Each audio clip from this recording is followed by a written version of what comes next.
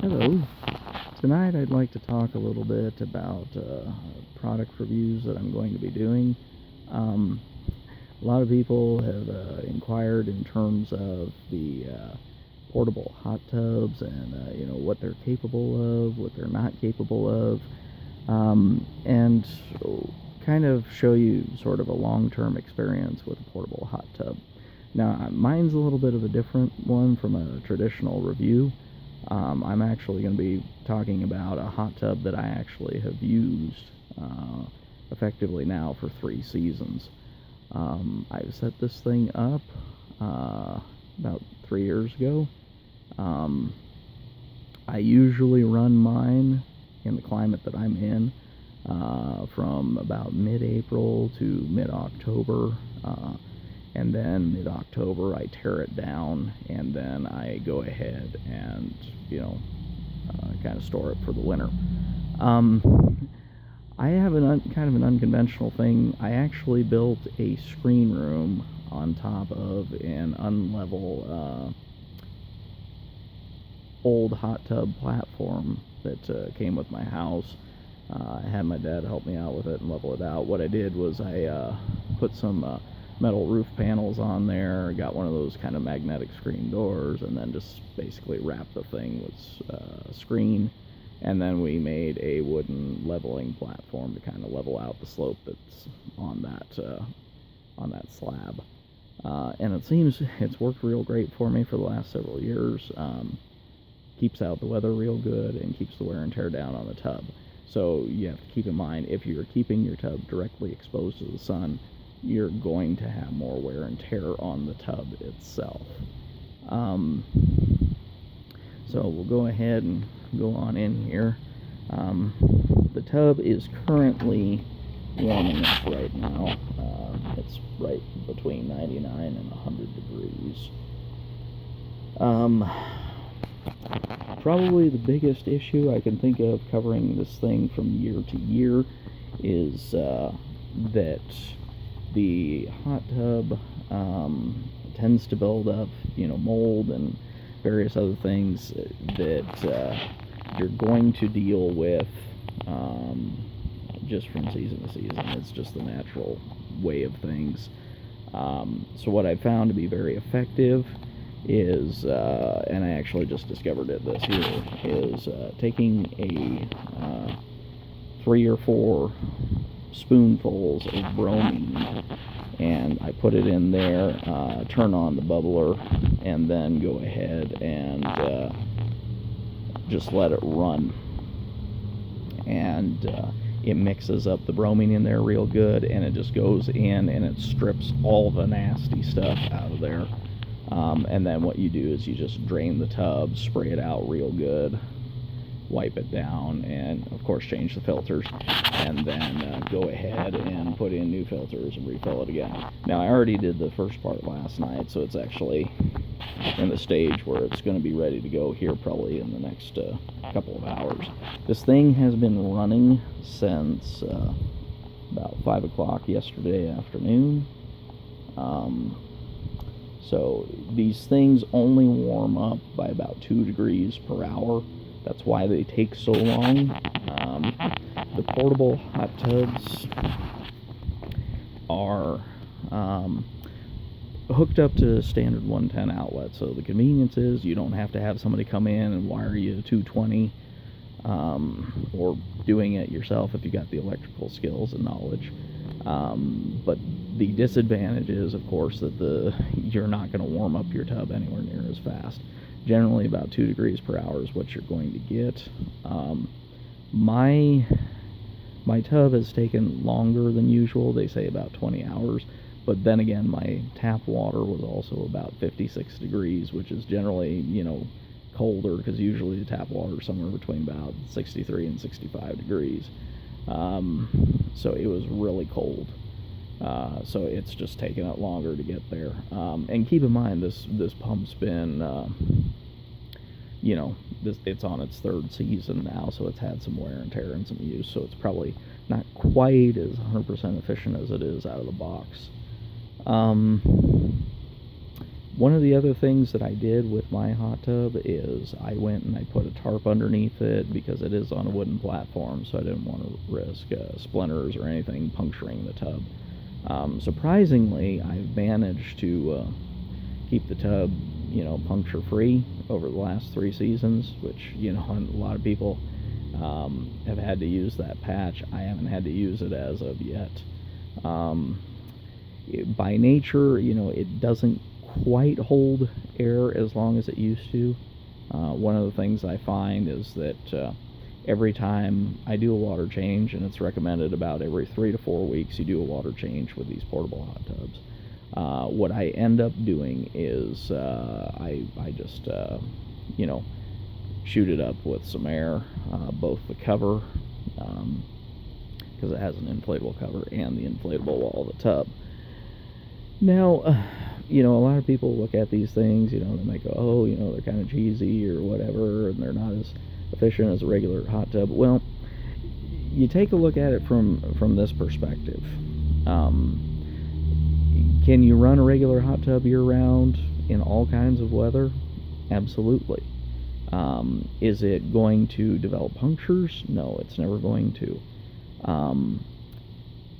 And is it going to give you, programmable jets? The kind that alternate and can run up and down your back and that sort of thing? Absolutely. But what a lot of people don't factor in is the sheer cost of these things. Even for a 4-person rated hot tub, you are talking about, in an individual tub, running you, $3,000, $4,000, $5,000, and that's for a cheap one, which probably may not have all those features. And if you want the really nice ones, they're going to run you, $6,000 to $7,000. You're going to definitely have to make sure that you have a full-built concrete pad or somewhere that is completely 100% level, no variation whatsoever. In order to house those tubs, you're going to have to run 220 electricity. You're going to have it plumbed. And so, the cost of not just buying the tub, but getting one put in is ridiculous. Those tubs also, they run for about, 10 to 15 years, give or take. Less if you're in a more extreme climate where it's going to be exposed to freezing temperatures in the winter, because that is hard on the tub and it puts more wear and tear on them. Now, conversely, the tub that I have is the Bestway Lazy-Spa Miami.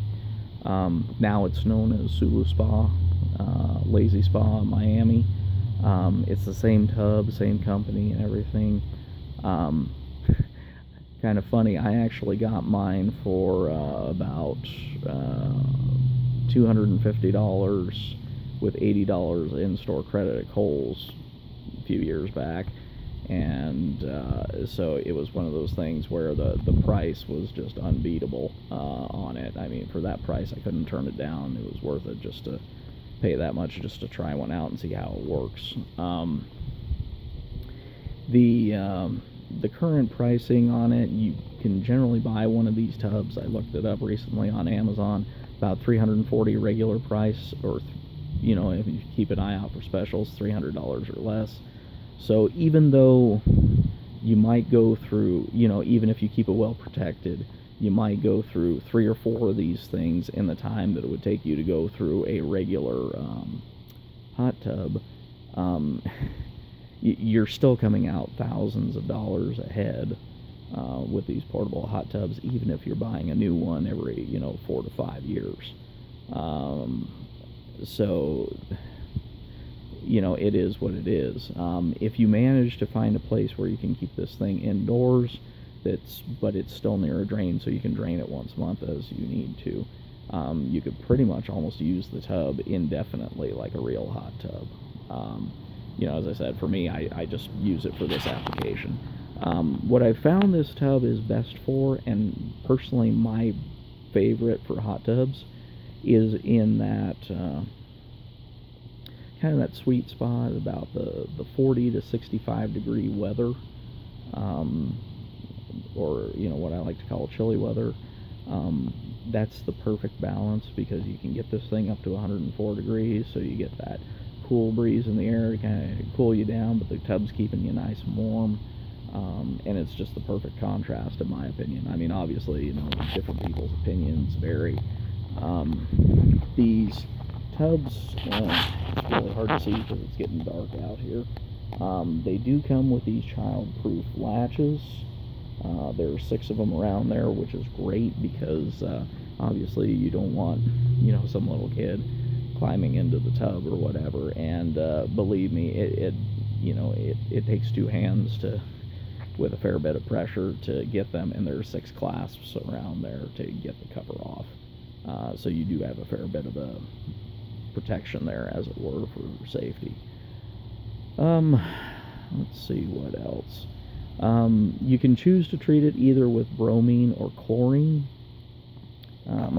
Personally, I'm a fan of bromine, because chlorine for me, it just it sears my lungs, nose, and everything else just to be in it. It's not a pleasant experience. Bromine still can be a little bit nasty, but it's not as irritating. You know, it's not making my eyes water or my nose burn or anything like that when I'm in it. So personally, I prefer the granulated bromine. It does come with a floater where you can put the chemicals in, but a lot of times it's too easy to overdose with that little floater thing. And then, of course, you know, you've got too much chemical in there, and you end up, you know, burning your skin a little bit. What I've found that works real good is just get some granulated bromine from Amazon. As a matter of fact, I'm still using my regular, the first bottle I ever bought from a few years ago, and it's still got about half of it left. And so what I do is I climb in the tub, use it. When I'm done with it, I change the 2 filters that it's got in there out, put new ones in, and then what I will do is I'll take the granulated bromine and just put a spoonful in there. I will turn on the jets and run them for their full cycle, about 20-30 minutes, and then, or excuse me, they're not jets but bubbles. And what it does is that thoroughly mixes up all the granulated bromine, so it's not just falling and sitting on the bottom of the tub. And it mixes it up real good for you. So anyways, that's what I would recommend for one of these portable hot tubs, regardless of what you get. Now, the Bestway Miami, or Saluspa Miami, I would say they claim it's a 4-person tub, but you know, if you're going to sit 4 people in there cross-legged and you're all under 6 feet, yeah, you can fit 4 people in there. Realistically, I would say this is a perfect tub for, say, you know, a couple, you know, and preferably under about 6 feet in height, because if you really want to, you know, relax and stretch out your legs, then you're going to need to, you know, have a little bit of room there. Coleman does make a model that's about 6 inches wider, so if you're a bit taller or whatever, then that's the model I would recommend going with. Personally, I prefer this model, being you know, a bit of a shorter person, as is my wife, and because it allows us to get the we don't have to use as much in terms of water, you know, because you have to drain and refill these things. So as I said, if you're under about 6 feet in height, this is perfect for a couple. There's plenty of room in there for you. If you're over 6 feet in height, then I would recommend the Coleman model, just because you get a little extra room. There's varying information on this tub. Some say it holds 211 gallons, some say it holds 177. I haven't been able to verify for sure. Either way, that's about how much it holds, so keep in mind you have to drain and refill that each month. So there's a fair bit of water coming and going from this tub. But anyways, you know, that's just kind of the basic overview and my experiences with the tub. I'll do another video kind of showing it in action, just, you know, what it looks like and what it's able to do. And thanks for watching.